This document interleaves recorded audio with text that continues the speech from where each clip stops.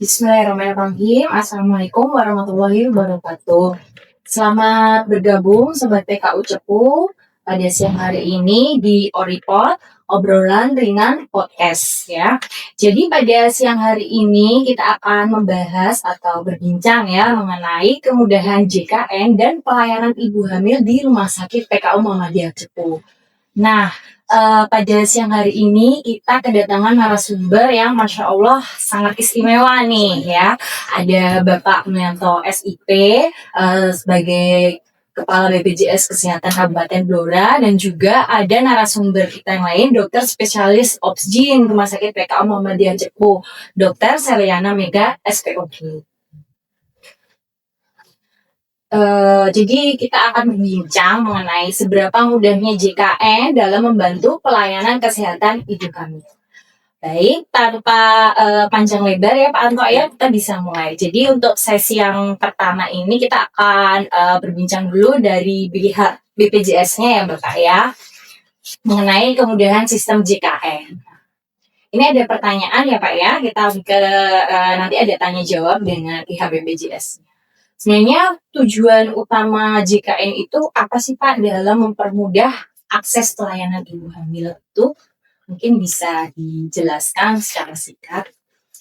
Baik, terima kasih. Selamat siang, dokter. Selamat siang, Dokter Shirley, Sobat PKU, peserta JKN semuanya. Memang betul program jaminan kesehatan nasional itu dibuat itu karena filosofi sangat mulia, yaitu adalah adanya penjaminan biaya manfaat pelayanan kesehatan. Konteksnya dalam ibu hamil itu tentu luar biasa ya. Dalam kemudahan-kemudahan sistem digital sekarang, harapannya apa? Untuk menekan angka kematian, baik dari ibu atau baik dari anak atau janin atau yang dilahirkannya. Dan selain itu apalagi dengan adanya JKN, yaitu kita harapkan bisa mempermudah atau memperingan biaya dari sisi keluarga ataupun peserta.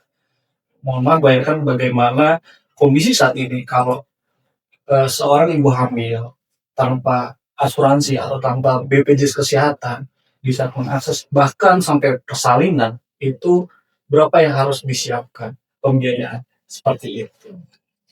Jadi ya tujuan utamanya, terutama JKN-nya ini tujuan utamanya mulia ya Pak ya, untuk menekan angka kematian ibu dan bayi, dan juga mempermudah ya untuk biayanya. Betul. Begitu. Lanjut Pak, untuk antrean online itu bagaimana sih Pak?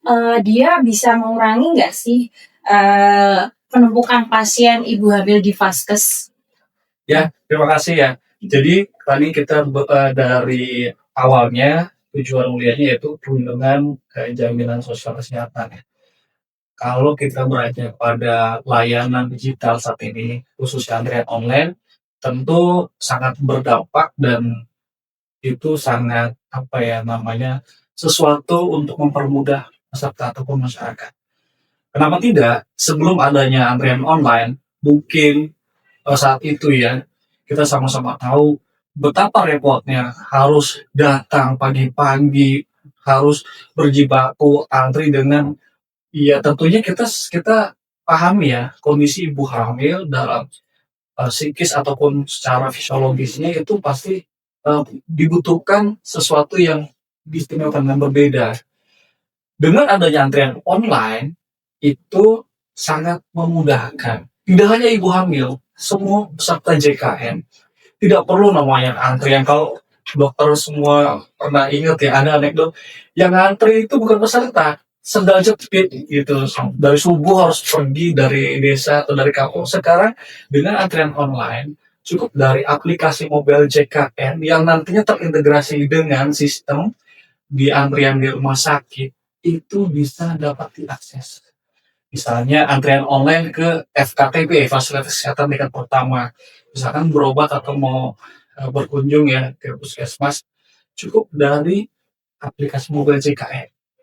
Selanjutnya kalau memang diperlukan tindakan atau perlu dirujuk dari FKTP ke rumah sakit, maka dari aplikasi itu yang bisa nanti misalnya sekarang akan dirujuk ya dari FKTP ke Politopcin di RSPK Muhammadiyah Cepu. Jadi tentu sangat mempermudah. Ya. Lanjut saja Pak Anto ya. Kalau untuk syarat kepesertaannya sendiri bagaimana sih Pak? Maksudnya kalau ibu hamil mau melahirkan supaya BPJS-nya itu bisa digunakan, apakah secara otomatis bisa digunakan atau ada persyaratan tertentu? Baik, terima kasih. Jadi memang kondisi saat ini program jaminan kesehatan nasional itu kan kita tidak serta merta ya. Ini aturan BPJS bukan. Perlu kami luruskan bahwa semua keberlanjutan ataupun penyelenggaraan program JKN itu sudah ada regulasinya. Contoh untuk program rujukan ya, itu kan ada salah satunya lebih ke teknis ya, Peraturan Menteri Kesehatan nomor 16 tahun 2024 terkait sistem rujukan berjenjang. Tujuannya untuk apa ya? Tentu untuk men-screening, untuk memfilter ya. Untuk apa? Biar semua tidak langsung datang ke rumah sakit. Bayangkan kapasitas di rumah sakit, tenaga nakes, dan juga mungkin aksesibilitasnya. Makanya semua peserta JKN aktif itu kalau mau berobat ya ke FKTP dulu. Khususnya tadi ya ibu hamil, silakan datanglah berobat dulu ke FKTP. Kalaupun memang perlu dirujuk, maka teman-teman dokter yang ada di FKTP pasti akan merujuk dengan beberapa catatan indikasi medis. Maka nanti akan diterima tuh di rumah sakit, misalkan di dokter Shirley, di dokter Ogin. Oh ini ada riwayatnya dari dokter umumnya atau dari FKTP-nya seperti ini. Jadi semua untuk ibu hamil ya terutama Ya. Pak Anto. Jadi awalnya periksanya ke FKTP dulu. Ya, berobat dulu ke Nah, FKTP. dari FKTP kalau memang nanti ada indikasi Ya. medis tertentu akan dirujuk ke rumah sakit FKTL. Iya, betul. Lalu kalau pemeriksaan penunjang apa aja sih Pak Anto yang di cover atau dijaminkan oleh BPJS untuk pemeriksaan penunjang pada saat kehamilan dan bersalin itu apa aja? Baik, terima kasih. Jadi memang momen yang baik ini ya, kami dari BPJS Kesehatan Cabang Pati itu berkomitmen gimana sih caranya kita sama-sama memberikan edukasi dengan rumah sakit ataupun dengan FKTP ataupun FKRTL. Artinya, dalam kesempatan ini, saya akan sampaikan, BPJS itu tidak melihat nih, oh ini dibeda-bedakan, tidak. Tapi semua karena ada, tadi ya, mungkin itu lebih ke teknis, adanya paket pembiayaan Dinasti Bisnis Indonesia Cashback Group. Di mana itu suatu sistem paket pembiayaan. Itu sudah input tuh, tidak hanya lihat obat, jasa medis ataupun terkait penunjang lainnya. Selama itu peserta JKN aktif dan sesuai indikasi medis, maka dipersilahkan. Tentu BPJS dengan kompetensinya dokter tidak boleh intervensi secara secara pelayanan. Kami hanya sifatnya administratif, hanya sebagai penjamin. Tentu untuk pelayanan kita kembalikan ke teman-teman tenaga kesehatan. Gitu. Baik. Ini saya selingkan ke Dokter Sherly ya Dok ya. Dok, kalau alur pasien JKN saat kontrol kehamilan di Polipopcin itu di rumah sakit bagaimana sih Dok? Mungkin bisa di-sharing. Terkait kehamilan yang menggunakan JKN tentunya sebelumnya kan ke fase 1, kemudian juga ada indikasi akan diberikan rujukan ke rumah sakit. Nah, untuk langkahnya bagaimana, poinnya bagaimana ya, tentunya dapat daftar online, aplikasi JKN, kemudian nanti akan diarahkan datang, kemudian di pemeriksaan tanda bintang, kemudian masuk untuk dilakukan pemeriksaan ANC, pemeriksaan USG, kemudian jika diperlukan untuk pemeriksaan penunjang yang lain, kemudian diberikan terapi. Dan jika memang dirasa kehamilan yang memang diperlukan untuk penanganan di rumah sakit, maka akan diberikan surat kontrol ulang. Tapi kalau memang sudah screening kemudian ternyata bisa dikembalikan ke FKTP, tentunya nanti akan dikembalikan ke FKTP. Terima kasih Dokter Sherly. Nah, ini ada lagi Dok. Mungkin bisa sharing sedikit ya Dok. Keluhan apa aja sih Dok yang paling sering nih, yang sering di poliobgyn pada pasien JKN saat kontrol kehamilan itu apa saja Dok? Untuk selama ini saya belum menyaksikan langsung. Jadi untuk keluhan-keluhan terkait pelayanan JKN saya belum belum pernah mendengar langsung ke pasien karena memang sebelumnya karena sudah ke fase 1 dulu, kemungkinan kan sudah dijelaskan kira-kira tindakannya apa saja di sana, kemudian untuk langkah selanjutnya bagaimana, kemungkinan sudah dijelaskan di NKTP 1. Kemudian di yang sudah sampai ke rumah sakit, pelayanan sesuai, kemudian untuk obat juga bisa diberikan dan tidak ada keluhan untuk selama ini karena kan sudah di FKTP kan sudah disaring, jadi tidak semua ibu hamil masuk ke rumah sakit. Jadi kan untuk antriannya juga tidak terlalu banyak seperti antrian yang mungkin bidang lain seperti penyakit dalam atau lain sebagainya. Jadi saya rasa memang sejauh ini saya belum mendengar. Kalau untuk peran JKN ini sendiri, apa yang Dokter Sherly rasakan Dok dalam meningkatkan keteraturan kontrol ini? Tentunya sangat penting ya, karena kan itu terkait biaya. Apalagi pada pasien-pasien yang menengah ke bawah, kemudian apalagi dengan pendidikan yang kurang baik, kemudian permasalahan-permasalahan itu kan muncul banyak. Kemudian apalagi jika tidak disertai dengan peran JKN, maka ya tentunya untuk kualitas kesehatan ibu hamil akan berpengaruh karena terkait biaya pasiennya jadi nggak mau kontrol karena terkait biaya. Jadi ya sangat sangat penting ada Sangat JKN. membantu ya Dok ya. Baik, kembali ke pantauan aja ya. Yes, ya. Ini kalau misal ibu hamil sudah melahirkan nih ya, sudah ada bayinya. Nah, terus kalau penjaminan bayi yang baru lahir ini gimana Pak? Maksudnya dia otomatis kah ditanggung oleh BPJS atau ada alur penanggung? Baik, terima kasih Dok.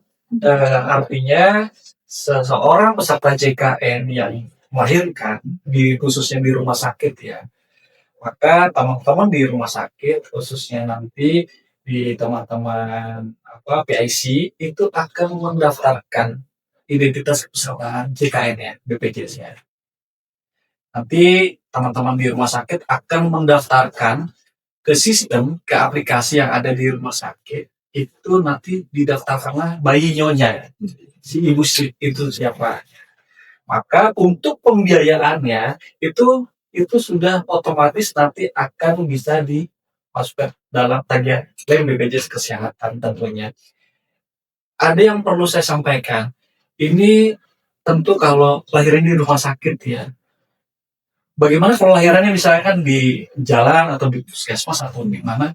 Tentu ini saya perlu sampaikan kepada sobat PKU, masyarakat serta JKN, tolong untuk dicek apakah keluarganya, tetangganya, saudaranya yang sedang hamil, bahkan mungkin yang sedang hamil tua, jika memang belum terdaftar sebagai peserta BPJS, maka segera daftarkan ke pesertaan BPJS. Ya, kalau misalkan dari pekerja, tentu dari tempat kerjanya atau pasangan pekerjanya. Tapi kalau tidak bekerja, segera daftarkan peserta BPJS yang mandiri. Tentu pilihannya, ujung-ujungnya adalah kalau peserta atau masyarakat, misalnya mau berobat atau mau lahiran misalnya, pilihannya kan hanya ada 3. Asuransi, BPJS Kesehatan, atau pasien umum. Tadi dari Dr. Sherly sudah sampaikan betapa pentingnya program JKN untuk membantu pembiayaan bagi masyarakat itu. Gitu ya. Siap-siap. Nah, ini dari ya BPJS-nya kan sistemnya sudah dibuat sebegitu mudah dan sebegitu membantunya ya Pak ya. Ya. Jadi kita lanjut lagi ke Dokter Sherly ya Dok ya. Ada sih nggak Dok contoh kasus ibu hamil yang sangat terbantu dengan program JKN ini Dok, kasus-kasusnya? Untuk kasus-kasusnya banyak ya. Jadi apalagi pasien-pasien yang punya risiko tinggi, misalnya hipertensi, kemudian DM, atau penyakit autoimun, kemudian resiko kehamilan di atas usia 35 tahun. Itu membutuhkan ANC yang rutin, kemudian perawatan yang komprehensif antara Vaskes 1, kemudian rumah sakit. Jadi dengan adanya JKN cukup sangat membantu sekali karena perlu kontrolnya secara rutin, pemeriksaan di puskesmas atau di Vaskes 1 dokter keluarga seperti itu, kemudian di rumah sakit ada pemeriksaan setiap bulannya. Jadi memang sangat penting sekali. Iya. Terutama untuk kasus-kasus yang risiko tinggi ya dokter ya. Baik, kalau ini yang bukan ya dok ya antara dari Pak Anto dan juga dokter Sherly. Kalau tantangan di lapangan sendiri terkait pelayanan ibu hamil di era digital ini bagaimana? Mungkin bisa dari Pak Anto dulu. Baik, terima kasih. Tentu tantangannya untuk di Blora pada khususnya dan di seluruh Indonesia yaitu tentang kepesertaannya dulu nih. Kita dari hulunya dulu nih. Kalau peserta masyarakat atau khususnya ibu hamil belum terdaftar, itu kan mesti harus kita well prepare. Kalau untuk pendaftaran peserta BPJS Mandiri tentu kan ada masanya 14 hari seperti itu. Apalagi tantangannya saat ini kebanyakan ya terjadi bahwa seorang ibu hamil yang sebelumnya terdaftar sebagai peserta PBI ini, peserta penerima bantuan iuran atau Jamkesmas ya, dalam kondisi non aktif, merasa bulan kemarin masih bisa berobat nih, tapi ternyata sudah non aktif. Nah, itu tolong sekali untuk segera bisa mendaftarkan kembali ke peserta BPJS kesehatannya. Tentunya itu ada peserta mandiri. Lalu selanjutnya terhadap peserta mandiri yang menunggak nih. Nah, itu juga kan selama dalam posisi misalnya hamil muda nih atau bahkan sudah hamil tua, tolong segera lunasi. Pastikan pesertaan JKN itu aktif. Kenapa? Pak, saya nggak punya biaya untuk melunasi itu. Oke, dilihat dulu kalau memang nggak punya biaya, dalam kurun waktu tertentu silakan bisa ikut program cicilan. Namanya program rencana pembayaran bertahap BPJS Kesehatan. Caranya gimana? Cukup mudah. Satu, bisa melalui aplikasi mobile JKN. Pak, nggak ngerti, nggak bisa pakai aplikasi mobile JKN. Selanjutnya bisa mungkin datang ke kanal-kanal BPJS Kesehatan yang lain. Seperti itu. Jadi seperti kayak kita mengangsur berapa kali sih yang mau kita angsur gitu. Nah, itu yang harus perlu dipikirkan oleh keluarga. Artinya kalau memang kondisinya sebentar lagi, ya tentunya kami menghimbau untuk segera bisa melunasi tunggakan tersebut. Nah, itu tantangannya. Yang ketiga, ya bagi bapak ibu atau suaminya ya atau keluarganya, tolong dicek. Lagi-lagi saya bilang tolong dicek status BPJS-nya sudah punya belum. Kalau sudah punya, aktif atau enggak. Nah, kalau sudah aktif dan sudah terdaftar, tadi dari dokter saya juga sampaikan, saya juga sudah sampaikan, monggo untuk berobat tentu dengan sistem yang berjenjang. Berobat dululah ke FKTP. Tentu kalau memang nanti dibutuhkan layanan-layanan lebih lanjut dari FKTP akan merujuk ke FKRTL atau rumah sakit maupun klinik utama. Itu dok. Untuk dokter Sherly ini dok, apa sih dok supaya masyarakat ini tidak salah paham soal hak dan alur pelayanan ibu hamil itu, masyarakat harus gimana sih dok, atau mungkin perlu tahu tentang apa?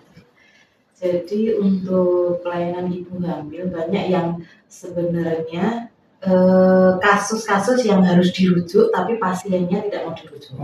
Kemudian yang sebenarnya kasusnya fisiologis yang bisa ditangani di RKTP tapi minta dirujuk. Jadi masih banyak kasus yang seperti itu. Kemudian ya ada kasus juga yang memang dirasa belum terjadi apa-apa, kemudian tidak mengikuti JKN, jadi selama ini kontrol mungkin ke bidan atau ke vaskes atau ke dokter dengan umum.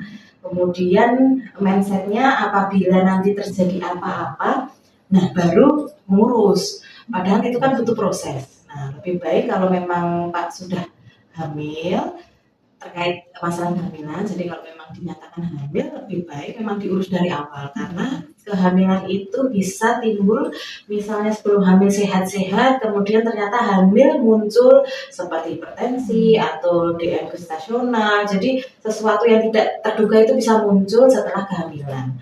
Kemudian tentunya ya memang harus bayinya sudah mempunyai jaminan kesehatan sejak awal. Dan selanjutnya pertanyaan untuk Bapak Anto ya, kolaborasi antara BPJS dan RSPKU Cepu itu bagaimana untuk memastikan keamanan dan kenyamanan untuk ibu hamil itu sendiri? Baik, terima kasih Sobat PKU dan Bapak Ibu masyarakat Sekolah JKM. Tentu saat ini kami dari BPJS Kesehatan Cabang Pati saat ini terus meningkatkan kerjasama ya, kolaborasi baik dari hulu sampai hilir, hingga hari ini itu juga bagian dari kerjasama. Misalnya Bapak Ibu membutuhkan atau ada kendala di rumah sakit nih, setiap rumah sakit khususnya di PKU Cepu itu ada petugas namanya Duta Mobil JKM itu satu. Yang kedua ada namanya petugas BPJS 1. Itu ada posternya, ada namanya, ada nomor HP-nya. Silakan temui atau telepon. Minimal konfirmasi atau konsultasi. Tanyakan dulu biar tidak jadi salah paham nih. Mohon maaf ya, kebanyakan masyarakat akhirnya terjadi pembiasan informasi. Katanya, oh ini dipersembahkan di rumah sakit PKU Cepu misalnya, itu belum tentu. Silakan perlu di cross check seperti itu. Lalu apalagi tentunya teman-teman dari back office di rumah sakit selalu ada koordinasi, baik itu tentang penagihan klaim ataupun tentang administrasi pelayanan lain, itu sudah berjalan sangat baik dan saya harap dan pastinya BPJS Kesehatan Cabang Pati ke depan terus meningkatkan kerjasama di sektor-sektor yang lain. Gitu dok. Baik, selanjutnya untuk Dokter Sally, ada nggak dok edukasi untuk masyarakat nih, terutama ke ibu hamil ya? Persiapan apa saja yang harus dipersiapkan ibu hamil dok sebelum datang ke poli ini untuk periksa supaya lancar gitu nanti pemeriksaannya. Monggo silakan Dokter Sally. Tentunya yang pertama adalah apakah memang datang rencananya mau menggunakan jaminan kesehatan atau tidak. Jika ingin menggunakan jaminan kesehatan, tentunya mencari informasi bagaimana langkahnya, apakah memerlukan rujukan terlebih dahulu, sehingga saat datang sudah membawa rujukan, kemudian sudah mendaftar secara online, jadi bisa mengestimasi kapan datang. Jadi misalnya untuk hari itu sudah ada antrian 10, antrian ke-11, jadi pasien sudah mengira-ngira kira-kira bisa diperiksa jam berapa, jadi tidak terlalu lama menunggu. Kemudian juga perlu dipastikan lagi apakah perlu pemeriksaan, misalnya sudah kontrol kesekian, kemudian saat itu apakah memerlukan pemeriksaan khusus, misalnya yang membutuhkan persiapan khusus seperti berpuasa.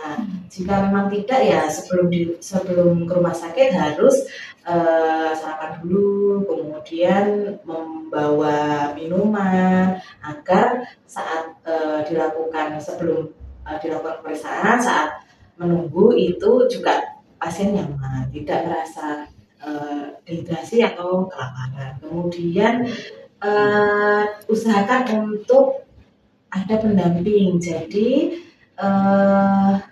kalau bisa diusahakan keluarga, suami atau ibu atau keluarga, sehingga nanti saat pemeriksaan misalnya ada poin-poin yang harus ditekankan, kemudian ada persetujuan dari keluarga, jadi tidak ada hambatan, jadi bisa dilakukan secara maksimal.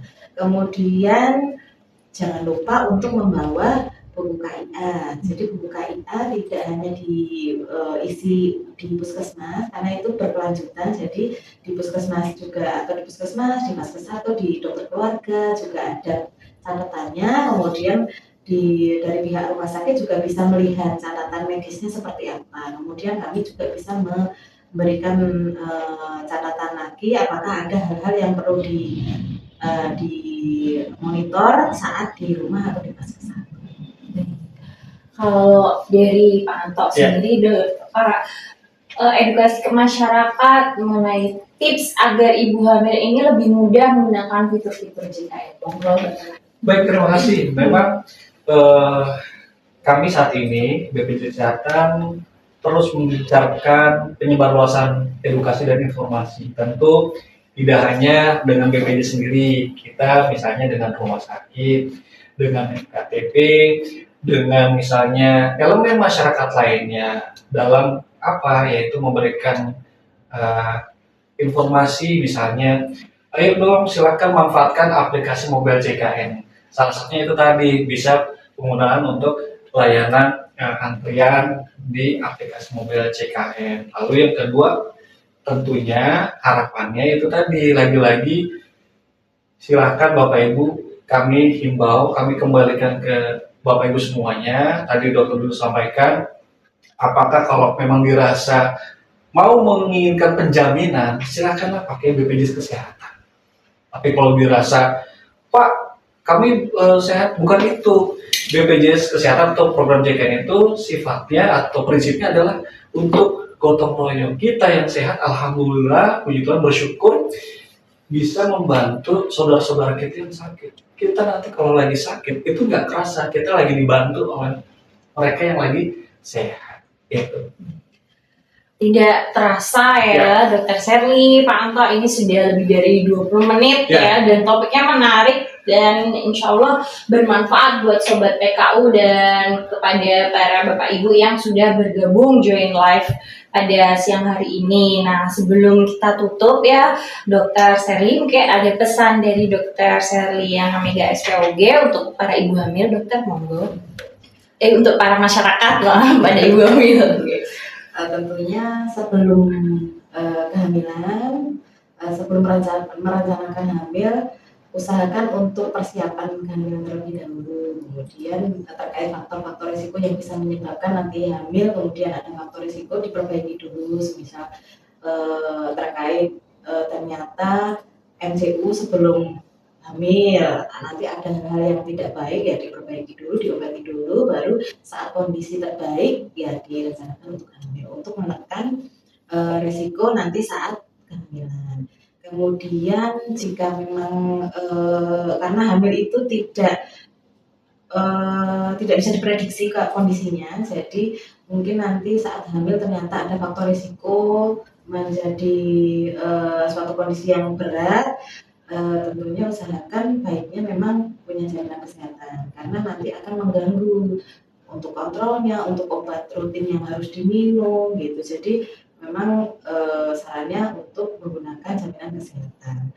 Kemudian untuk zaman sekarang ini masyarakat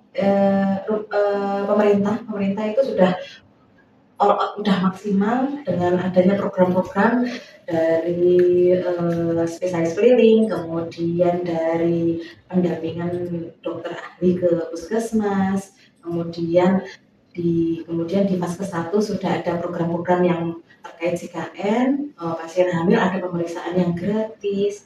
Nah, itu gunakanlah sebaik mungkin sehingga kondisi kehamilannya diharapkan baik. Terus outcome dari kehamilan bayinya juga sehat.